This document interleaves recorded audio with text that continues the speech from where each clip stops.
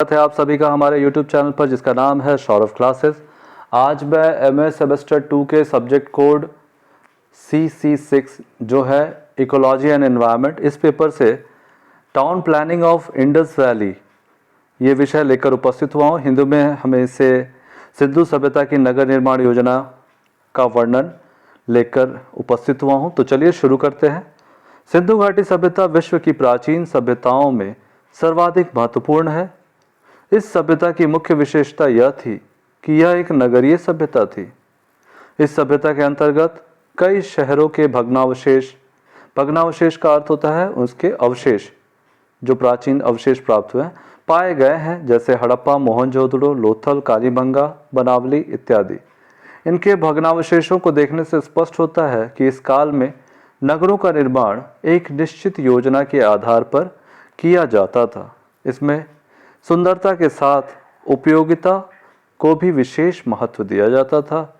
इस कारण एक ब्रिटिश इतिहासकार ने लिखा है, जब मैं मोहनजोदड़ो के खंडहरों के बीच में खड़ा होता हूँ तो ऐसा प्रतीत होता है कि वर्तमान लंकाशायर नगर के अवशेषों के बीच खड़ा हूँ। लंकाशायर ब्रिटेन में है, तो वो इस तरह के बातें कहते हैं। हड़प्पा नगर सुव्यवस्थित योजना के अनुसार बनाए गए थे और इनकी आबादी काफ़ी घनी थी। सैंधव नगर के खंडहरों का परीक्षण करने से ज्ञात होता है कि सिंधुवासी नगर स्थापना में बड़े कुशल थे। नगरों का निर्माण अत्यंत वैज्ञानिक एवं सुव्यवस्थित थी। इन नगरों के निर्माण योजना में एक अद्भुत समन्वय देखने को मिलती है। सिंधु सभ्यता के नगरों की विशेषताओं को हम निम्न शीर्षकों के आधार पर करते हैं। पहला, नगरों की सुरक्षा। इन नगरों की सुरक्षा का विशेष ध्यान दिया जाता था। मोहनजोदड़ो नगर का विस्तार लगभग 1 वर्ग मील था। इसकी रक्षा के लिए इसे चारों ओर दीवारों से घेर दिया गया था। इस तरह की व्यवस्था हड़प्पा में भी देखने को मिलती है। अनुमान किया जाता है कि सुरक्षा के उद्देश्य से अन्य नगरों को भी दीवारों से घेरा जाता था। इसमें बाहरी दुश्मनों से नगरवासियों को सुरक्षा प्राप्त होती थी और लोग सुख शांति से रहते थे। दूसरा है बाजारों की व्यवस्था। लोगों की दैनिक आवश्यकताओं की पूर्ति के उद्देश्य से नगरों में बाजारों की व्यवस्था थी। वस्तुतः हड़प्पा एवं मोहनजोदड़ो में सड़क के पास कुछ ऐसे भवन मिले हैं जो संभवतः दुकान रहे होंगे।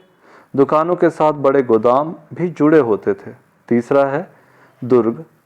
हड़प्पा तथा मोहनजोदड़ो में 2 स्तरीय शहर बसने के प्रमाण मिलते हैं। दुर्ग संभवतः शासक वर्ग के निवास स्थान था और उसमें महत्वपूर्ण राजकीय इमारतें बनाई जाती थी। इस दुर्ग का बाहर निचला शहर स्थित था, जिसमें संभवतः सामान्य जन रहा करते होंगे। हड़प्पा और मोहनजोदड़ो दोनों ही जगह इस तरह के प्रमाण मिले हैं। हड़प्पा के दुर्ग चतुर्भुज के आकार के थी। उसका घेरा करीब 460 से 215 गज था। दुर्ग के भीतर भवनों का निर्माण एक काफ़ी ऊंचे प्लेटफॉर्म पर किया गया था। दुर्ग की रक्षा के लिए सैनिक फाटक एवं पहरेदार का प्रबंध था। दुर्ग में ऊपर जाने के लिए सीढ़ियों की व्यवस्था थी। लगभग इसी प्रकार के दुर्ग मोहनजोदड़ो में भी मिलते हैं। इन दुर्गों के भीतर महत्वपूर्ण इमारतें जैसे शासकीय आवास, अन्न गोदाम, स्नानागार, सार्वजनिक भवन आदि स्थित थे। चौथी जो महत्वपूर्ण विशेषता है, सड़कें व गलियां। नगर निर्माण योजना में सड़कें और गलियों और नालियों के प्रबंध पर विशेष ध्यान दिया जाता था। सारे शहर में छोटी छोटी सड़कों एवं गलियों का जाल सब बिछा हुआ था। सड़कें काफ़ी चौड़ी थी तथा वे छोटी छोटी उप सड़कों से एवं गलियों के द्वारा एक दूसरे से जुड़ी हुई थी। सड़कें पूर्व से पश्चिम की ओर और उत्तर से दक्षिण की ओर जाती थी। परिणाम स्वरूप संपूर्ण शहर कई वर्गाकार आयतों या खंडों में विभक्त था। इन खंडहरों या मोहल्लों का माप लगभग 800 गुना 1200 फीट होता था। मोहनजोदड़ो की मुख्य सड़क या राजमार्गों का स्वरूप उत्खनन से प्रकाश में आया है। यह काफ़ी चौड़ा था। यह सड़क 10 मीटर चौड़ी तथा 400 मीटर लंबी थी। कहीं कहीं इसकी चौड़ाई 33 फीट तक थी। सड़कें यद्यपि मिट्टी की बनी हुई थी, फिर भी ये काफ़ी मजबूत थी। उनकी सफाई का भी पर्याप्त ध्यान रखा जाता था। सड़कों के किनारे कूड़ेदान की व्यवस्था थी। सड़कों पर पानी का जमाव रोकने के लिए सड़कों के किनारे ढाल बनाया जाता था। 5वां पॉइंट है नालियों की व्यवस्था। इस शहरों की सबसे आकर्षक बात यह है कि आजकल की भांति लोग सुव्यवस्थित और वैज्ञानिक ढंग से नालियों का प्रबंध करना जानते थे।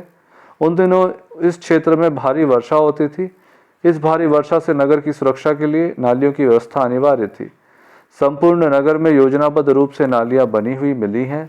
प्रत्येक घर में एक छोटी नाली होती थी जो घर का पानी सड़क के नीचे बनी हुई बड़ी नाली में गिरा देती थी। इस प्रकार घर का जल अन्य बड़ी बड़ी नालियों द्वारा शहर के बाहर निकाला जाता था।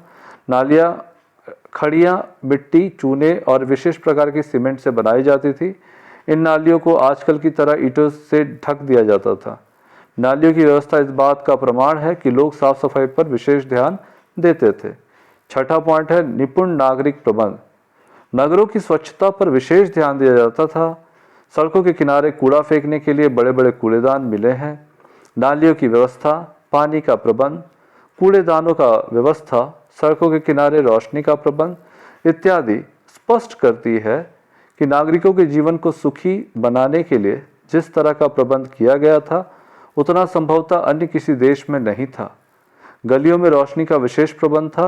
यात्रियों के लिए शराय बनाई गई थी। यात्रियों के लिए शराय बनाई जाती थी। रात में को नागरिकों की सुरक्षा हेतु पहरे की भी व्यवस्था थी।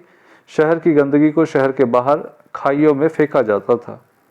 निष्कर्ष में हम देखेंगे, इस प्रकार उपरोक्त तथ्यों के आधार पर हम इस निष्कर्ष पर पहुंचते हैं कि सिंधु सभ्यता उच्च कोटि युक्त नगरीय सभ्यता थी। इनकी नगर निर्माण योजना को देखकर अनुमान लगाया जा सकता है कि यहाँ नियमित नगर शासन की भी व्यवस्था थी।